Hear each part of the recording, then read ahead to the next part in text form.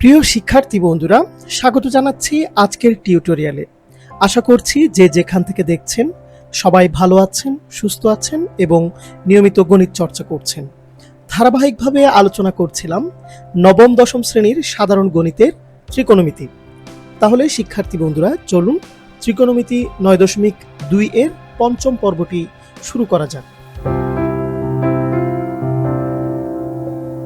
23 নম্বর প্রশ্নে বলা হচ্ছে, সমাধান করো sin θ plus cos θ is equal to 1 যখন 0 degree less than or equal θ less than or equal 90 degree, অর্থাৎ থিটার মান 0 ডিগ্রির চেয়ে বড় বা তার সমান, 90 ডিগ্রি এর চেয়ে ছোট বা তার সমান। চলুন শিক্ষার্থী বন্ধুরা এই প্রশ্নটি সমাধান করা যাক। প্রথমেই লিখে নিলাম sin θ plus cos θ is equal to 1। শুরুতেই আমরা উভয় পাশে বর্গ করব। লিখে নিলাম sin θ plus cos θ whole square is equal to 1 whole square. Side নোটে আমরা দিয়ে দিব যেহেতু বর্গ করে। প্রিয় শিক্ষার্থী বন্ধুরা, এবার লক্ষ্য করুন, আমরা যদি এটিকে a এবং এটিকে b হিসেবে কল্পনা করি, তাহলে এটি a প্লাস b হোল স্কয়ারের সূত্রে যায়, যেখানে আমরা লিখতে পারি a plus b whole square is equal to a square plus 2ab plus b square. তো আমরা কিভাবে লিখব?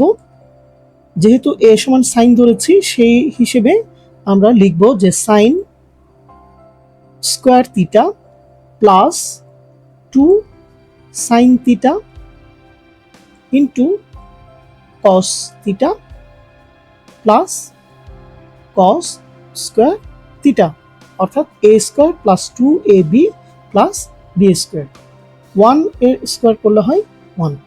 এবার আমরা এটিকে যদি সাজিয়ে লিখি যে sine square theta plus cos square theta plus 2 sin theta into cos theta is equal to 1।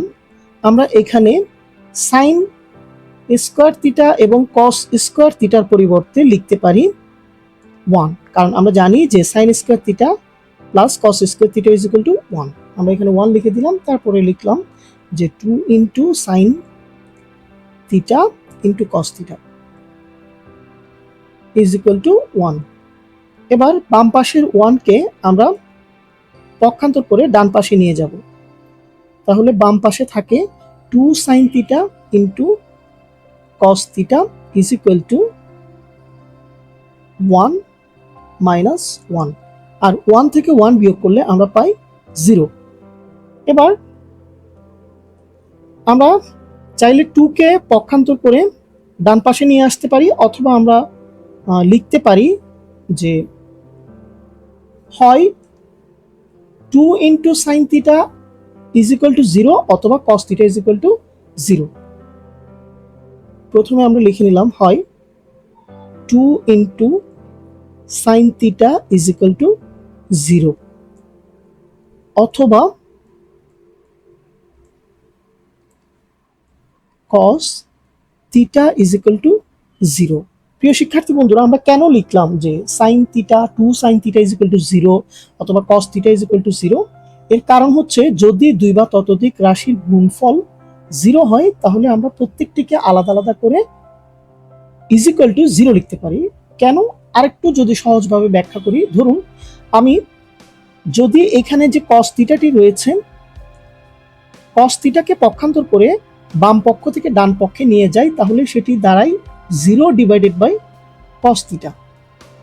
ডান পাশে থাকে 0 ডিভাইডেড বাই cos থিটা, আর 0 কে cos থিটা দিয়ে ভাগ করলে আসে 0, তাহলে বাম পাশে থাকে 2 sin থিটা, অর্থাৎ আমরা বলতে পারি যে 2 sin theta is equal two 0।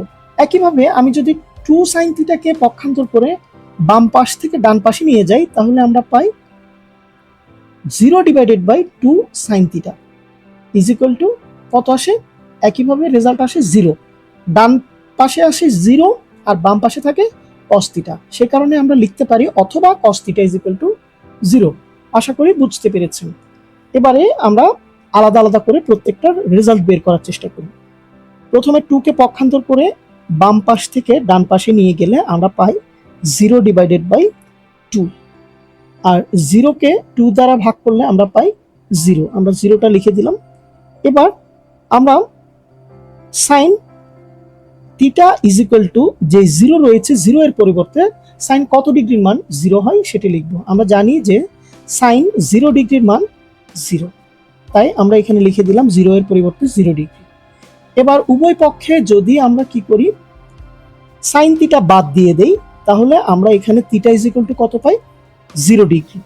আমরা এখানে লিখে দিলাম বা theta is equal two 0 degree. অথবা অংশের ক্যালকুলেশন করলে আমরা এবার পাই এখানে বা cos theta is equal two 0 এর কত, 0 যে মানটি রয়েছে সেটি cos এর কত ডিগ্রিকে নির্দেশ করে, এটি আমাদেরকে এখানে লিখতে হবে। তাহলে আমরা লিখতে পারি যে cos 90 degree is equal two 0।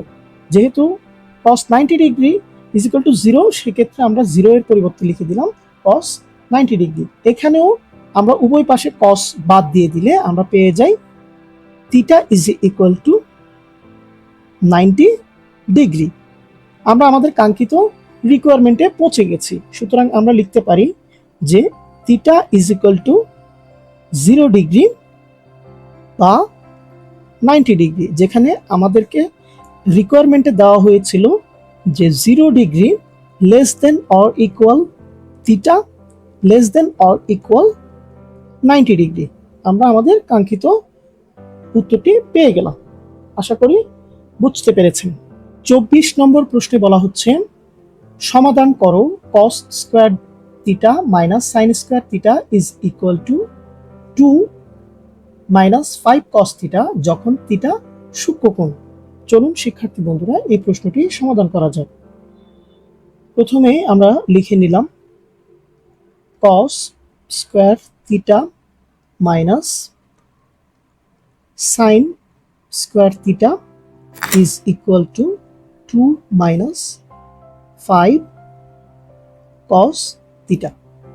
শিক্ষার্থী বন্ধুরা, যেহেতু এখানে সবগুলো cos রয়েছে, শুধুমাত্র সাইন ব্যতীত, সুতরাং আমাদের প্রথম টার্গেট থাকবে সাইনকে cos-এ রূপান্তর করা। তাই আমরা প্রথমে মাইনাস দিয়ে cos স্কয়ার থিটা লিখে মাইনাস দিয়ে সাইন স্কয়ার থিটার পরিবর্তে আমরা লিখব সাইন স্কয়ার থিটা সমান 1 মাইনাস cos স্কয়ার থিটা, এই সূত্রটি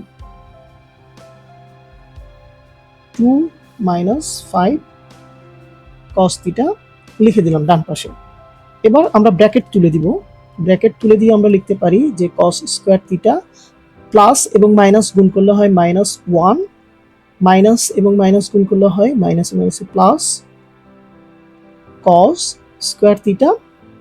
আর ডান পাশে 2 কে আমরা পক্ষান্তর করে যদি নিয়ে আসি তাহলে আমরা পাই মাইনাস 2, মাইনাস 5 cos থিটাকে পক্ষান্তর করে বাম পাশে নিয়ে আসলে হয় প্লাস 5 cos থিটা। ডান পক্ষে যেহেতু কিছুই থাকে না আমরা লিখে দিলাম 0।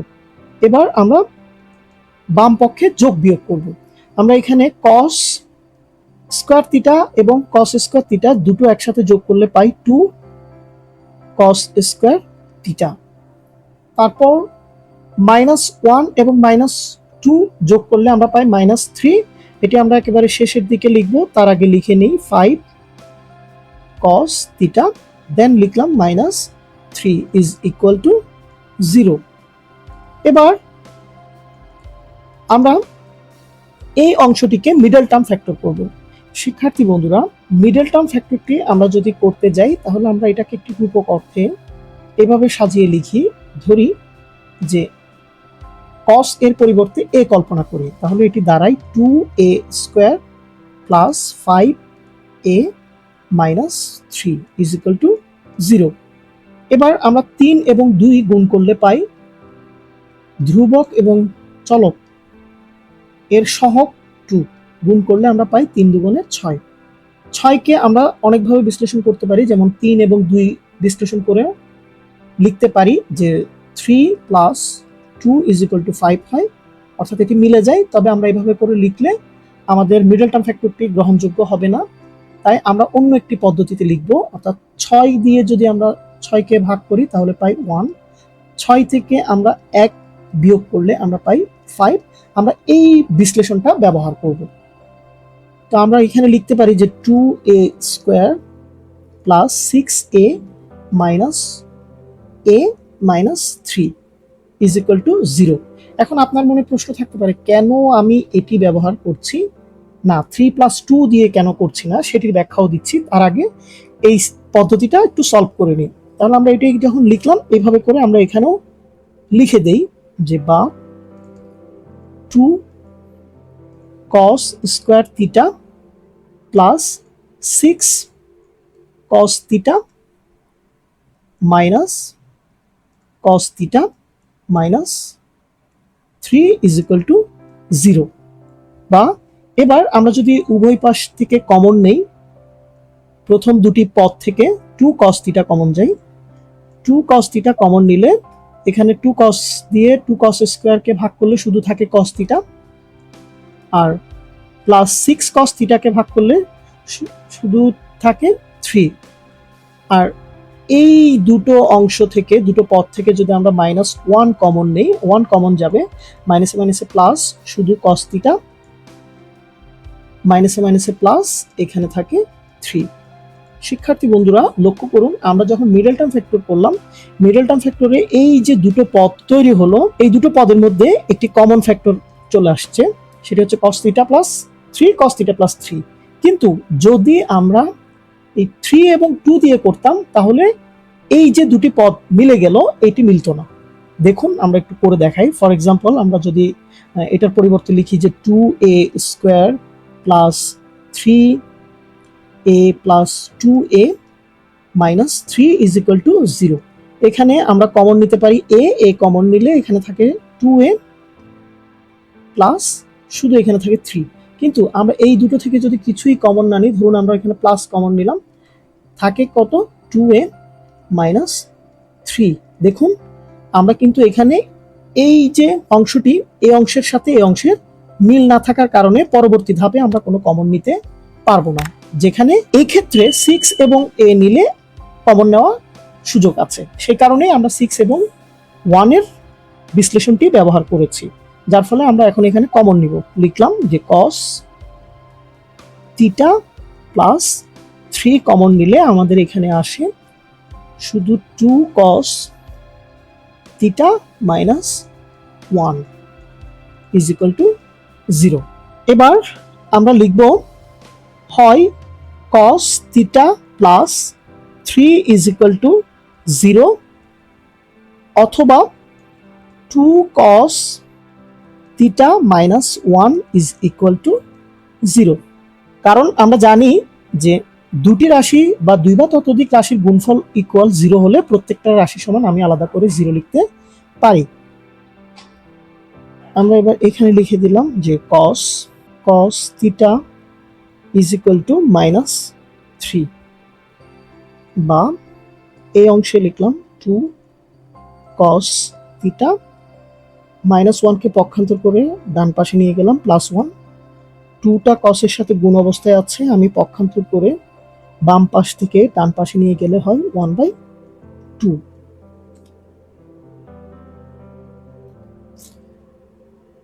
এবার আমরা লিখব cos theta is equal two, cos কত ডিগ্রির মান? হাফ। প্রিয় শিক্ষার্থী বন্ধুরা আমরা জানি যে cos 60 degree is equal to half. আমরা এখানে cos 60 ডিগ্রি লিখে দিলাম হাফের পরিবর্তে। এবার উভয় পাশে আমরা যদি cos বাদ দিয়ে দেই তাহলে আমরা পাই যে বা theta is equal to 60 degree.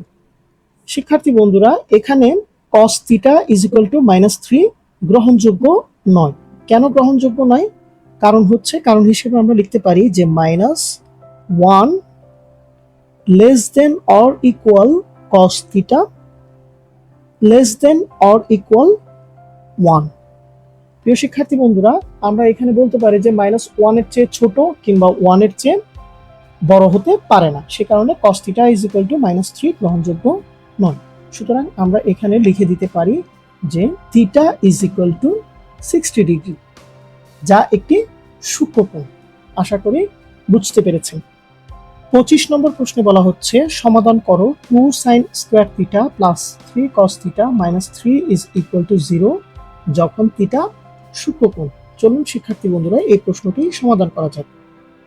শুরুতে আমরা লিখে নিলাম 2 sin স্কয়ার θ প্লাস 3 cos θ -3 0। এবার আমরা এখানে একটি সূত্র অ্যাপ্লাই করব, যেহেতু এখানে cos রয়েছে আমরা sin স্কয়ারকে cos এ রূপান্তর করে দিব।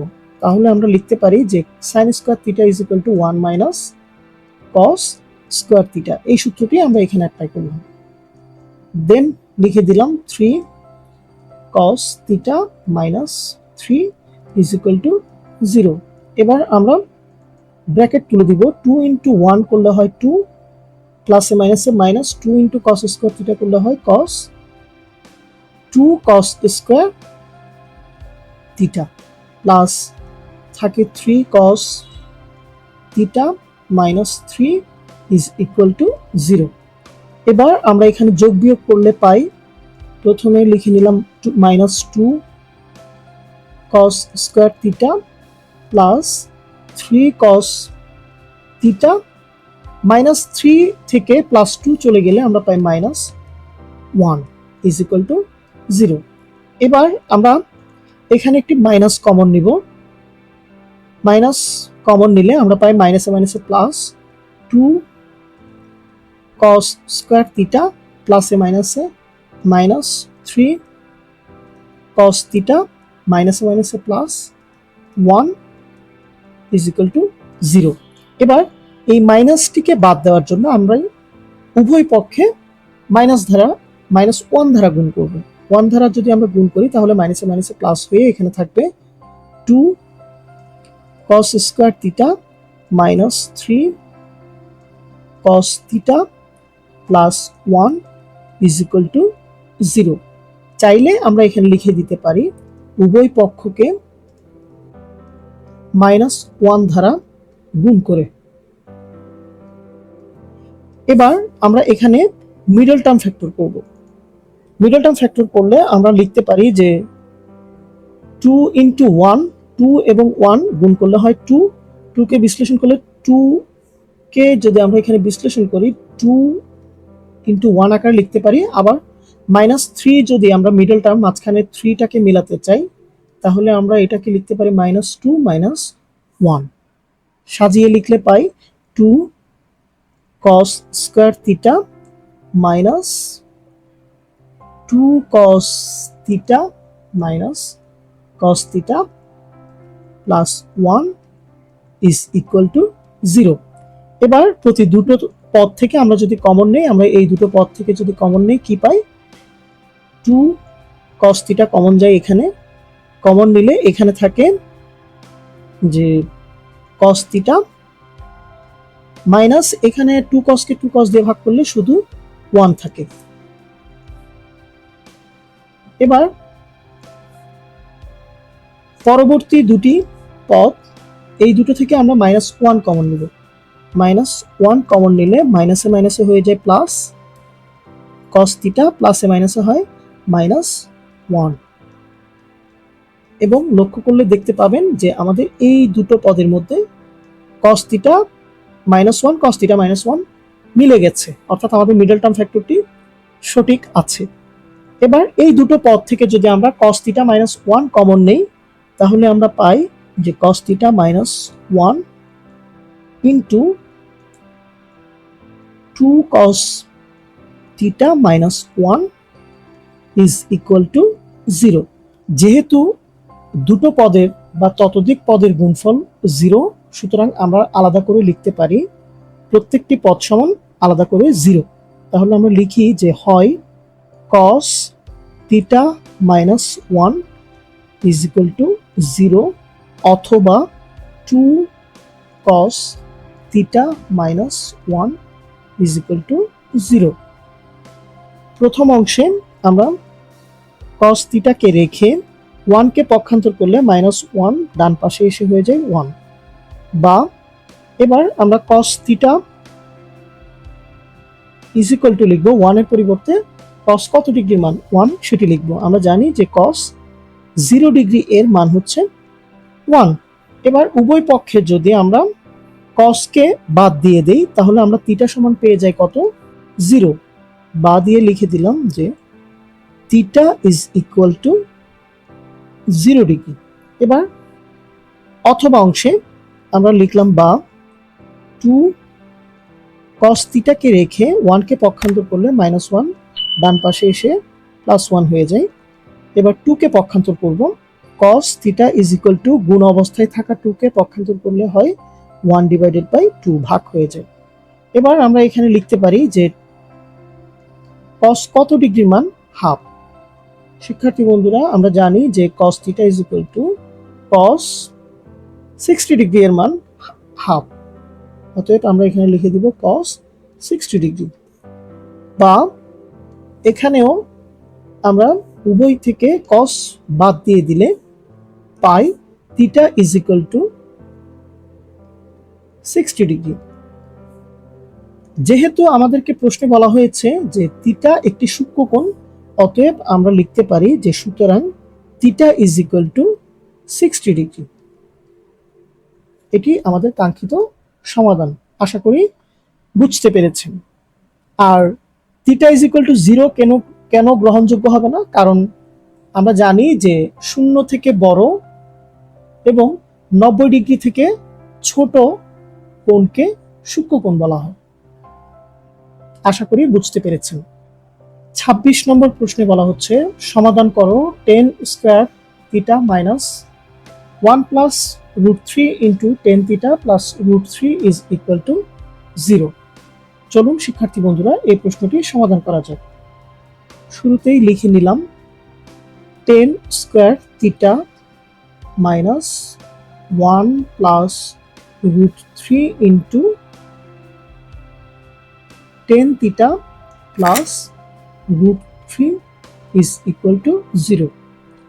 প্রথমে আমরা ব্র্যাকেটটি তুলে দিব, অতএব আমরা এখানে tan থিটার সাথে 1 গুণ করলে হয় প্লাসে মাইনাসে মাইনাস tan থিটা, প্লাসে মাইনাসে মাইনাস √3 এর সাথে tan থিটা গুণ করলে হয় tan থিটা √3 প্লাস অবশিষ্ট রয়েছে √3 ইকুয়াল 0। এবার আমরা প্রতি দুটি পদ থেকে কমন নিব। আমরা tan থিটা প্রথম দুটি পদ থেকে যদি tan থিটা কমন নেই তাহলে এখানে থাকে tan থিটা মাইনাস 1। এবার দ্বিতীয় দুটি পদ থেকে -√3 যদি কমন নেই তাহলে থাকে মাইনাসে মাইনাসে প্লাস tan থিটা প্লাসে মাইনাসে মাইনাস √3 কে √3 দিয়ে ভাগ করলে 1 ইজ ইকুয়াল টু 0। এবার আমরা এই দুটি পদ থেকে কমন নিব tan থিটা মাইনাস 1। আমরা যদি এখানে tan থিটা মাইনাস 1 কমন নেই তাহলে আমরা পাই tan theta minus 1 into tan theta minus √3 is equal two 0। যেহেতু দুটি পদের গুণফল 0, সুতরাং আমরা লিখতে পারি যে হয় tan theta minus 1 is equal two 0 অথবা tan theta minus √3 is equal two 0। প্রথম অংশে আমরা ক্যালকুলেট করলে tan থিটাকে বাম পাশে রেখে -1 কে পক্ষান্তর করে ডান পাশে নিয়ে গেলে হয়ে যায় +1। এবার আমরা tan theta is equal two লিখতে পারি 1 এর পরিবর্তে tan কত ডিগ্রির মান 1। আমরা জানি যে 1 is equal two tan 45 degree. আমরা লিখে দিলাম tan theta is equal two 45 degree, tan 45 degree. উভয়কে tan থিটা বাদ দিলে, উভয় থেকে tan থিটা বাদ দিলে আমরা এখানে বাদ দিয়ে লিখেই যে theta is equal two 45 degree. এবার অথবা অংশে ক্যালকুলেশন করি। টেন থিটাকে রেখে আমরা -√3 পক্ষান্তর করে ডান পাশে নিয়ে গেলে হয়ে যায় +√3। এবার tan theta is equal two আমরা লিখব √3 এর জন্য টেন কত ডিগ্রি হয়।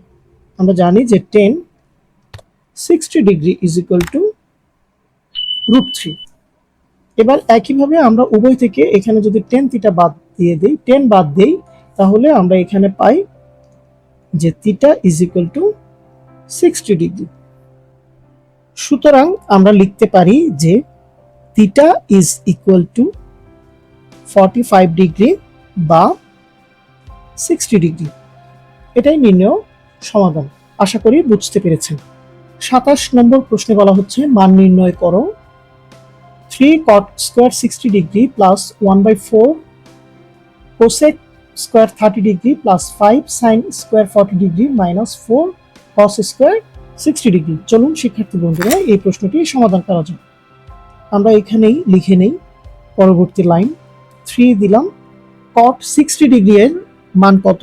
আমরা জানি যে cot 60 ডিগ্রির মান 1/√3 এখানে লিখে দিলাম এবং হোল স্কয়ার দিয়ে দিলাম প্লাস 1/4 লিখলাম।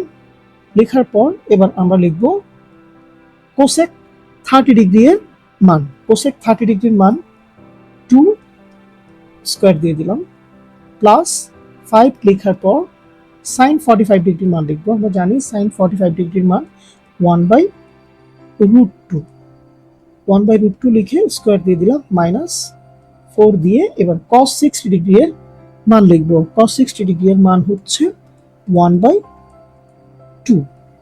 যেহেতু স্কয়ার আছে আমরা স্কয়ার দিয়ে দিলাম। এবার স্কয়ারের ক্যালকুলেশন করব। প্রথমে 3 লিখলাম। 1 এর উপর স্কয়ার করলে আমরা এখানে পাই 1, √3 এর উপর স্কয়ার করলে আমরা পাই 3 প্লাস 1/4 ইনটু আমরা এখানে 2 এর স্কয়ার করলে পাই 4 প্লাস 5 1/√2 হোল স্কয়ার করলে হয় 1/2 মাইনাস দিয়ে এখানে 4 লিখলাম। 1/2 এর ক্যালকুলেট করলে স্কয়ার করলে হয় 1/2 দুগুণে 4 4। বোঝার সুবিধার্থে আমি এখানে একটু ব্র্যাকেট ইউজ করছি। এবার আমরা এখানে ইন্ডিভিজুয়াল ক্যালকুলেশনগুলো করব। 3 এবং 3 কাটা গেলে এখানে থাকে শুধু 1 প্লাস 4 এবং 4 কাটা গেলে এখানে থাকে 1 প্লাস 5 এবং হাফ কাটা যায় না কোথাও, সুতরাং আমরা 5 এর সাথে 1 গুণ করে দিলে উপরের লব অংশে লিখলাম 5, নিচে লিখলাম 2 মাইনাস 4 এবং 4 কাটা গেলে এখানে থাকে শুধু 1। এবার আমরা এখানে যোগ বিয়োগ করলে পাই 1 প্লাস 5/2। লসাগু নিয়ে যোগ করব 1 এবং 5/2 এর ফলাফল দ্বারাই 2 × 1 = 2 প্লাস 5 এবং 2 যোগ করলে আমরা পাই 7 আর হর অংশ থাকে 2, অর্থাৎ 7/2 হচ্ছে আমাদের নির্ণেয় মান। আশা করি বুঝতে পেরেছেন। প্রিয় শিক্ষার্থী বন্ধুরা, আজকের ক্লাসটি কেমন লাগলো আপনাদের কাছ থেকে কমেন্ট আশা করছি। আর যদি আপনার আজকের ক্লাসটি ভালো লেগে থাকে তাহলে আপনার কাছ থেকে একটি লাইক এবং শেয়ার আশা করছি। সবাই ভালো থাকবেন, সুস্থ থাকবেন। ধন্যবাদ।